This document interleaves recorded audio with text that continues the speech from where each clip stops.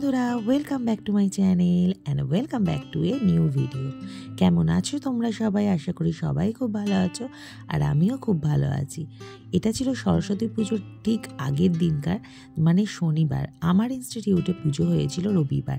এবারে যেহেতু দুমতে পুজো ছিল, মানে রবিবারও ছিল আবার সোমবারও ছিল, কিন্তু আমাদের পুজোটা হয়েছিল রবিবার। কারণ সকাল 9টার মধ্যে ইনস্টিটিউটে পুজো করা খুব প্রবলেম ছিল, তাই জন্য আমরা কিন্তু রবিবার দিনকারই পুজো করে নিয়েছিলাম, যেটা ওই 11:30 12টার পরে হয়তো পঞ্চমীটা লেগেছিল। তো সেই দিনই আমাদের কিন্তু পুজো হয়েছিল। তাই শনিবার দিন থেকেই শুরু হয়ে গিয়েছিল সমস্ত ঘর সাজানো, অ্যারেঞ্জমেন্ট, মানে আলপনা দেওয়া, সমস্ত কিছু।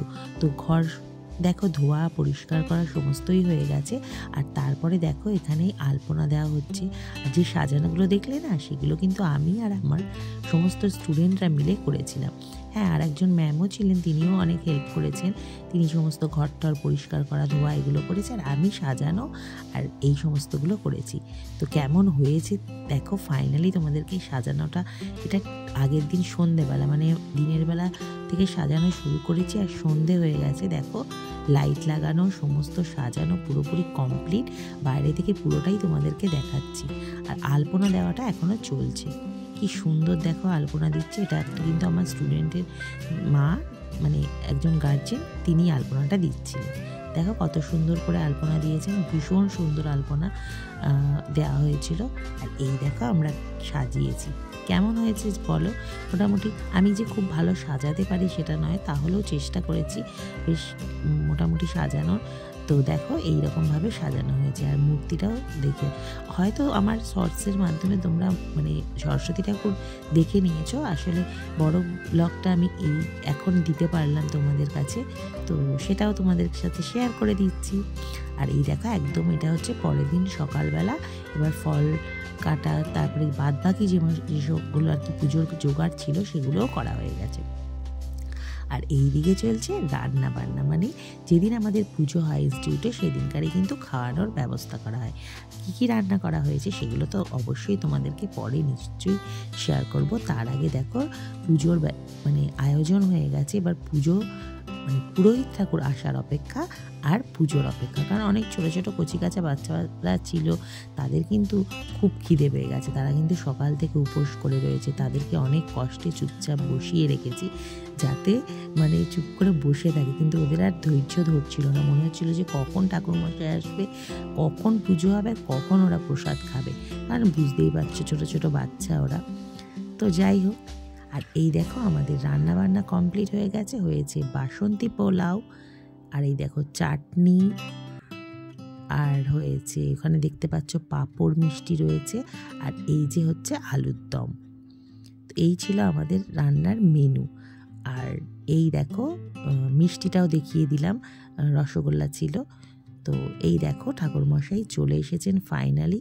তা ওনারও অনেকগুলো পুজো ছিল, তাই জন্য আসতে একটু দেরি হয়েছে। তো যাই হোক, আসা গেছে, এবার পুজো শুরু হয়ে গেছে।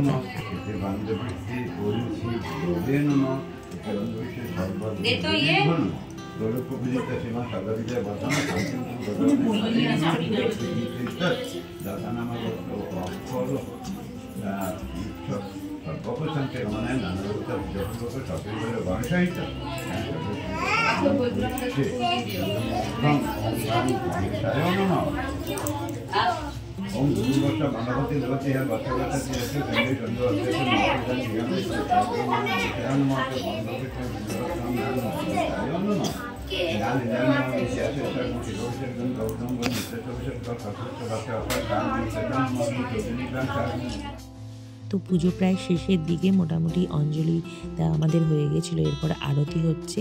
সমস্ত আরতি টারতি করা হয়ে যাওয়ার পরে এরপরে আমাদের প্রসাদ বিতরণ করা হবে। তো পুজো করতে করতে অনেকটাই দেরি হয়ে গেছিলো, প্রায় 1:30 বেজে গেছিলো। তাই জন্য প্রসাদ এবং আমাদের যে মানে ভোগের আয়োজন করা হয়েছিল সরস্বতী পুজো, সেটাও কিন্তু একসাথেই হয়েছিল।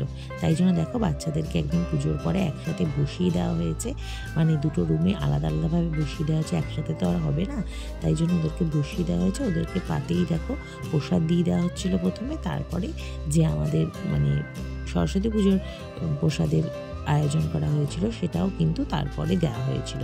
আর প্রসাদ বিতরণ আমরা সবাই মিলে, তারপর গার্জেনরা মিলে সবাই মিলে বেশ করেছিলাম, ভীষণ মজা করে আনন্দ করে সবাই মিলে খাওয়া দাওয়া হলো, বেশ ভালো লাগছিল কিন্তু।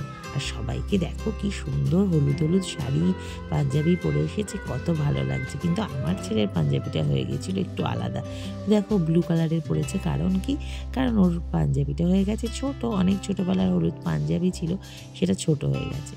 তো যাই হোক, দেখো আমাদের খাওয়া দাওয়া কমপ্লিট। এরপরে একদম শেষে হচ্ছিল কিছু সাংস্কৃতিক অনুষ্ঠান, যেটা ছোট ছোট বাচ্চারা আমাদের পারফরমেন্স করছিল।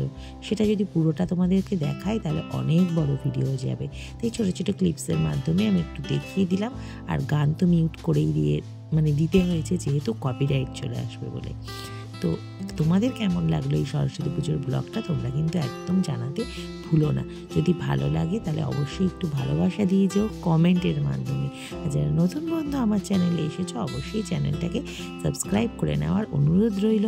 আর তার সাথে সাথে পাশে থাকা বেল আইকনটা অবশ্যই প্রেস করে দিও। তো দেখো, একদম শেষে আমার ছেলের একটু গিটার দিয়ে ব্লগটা আমি শেষ করলাম।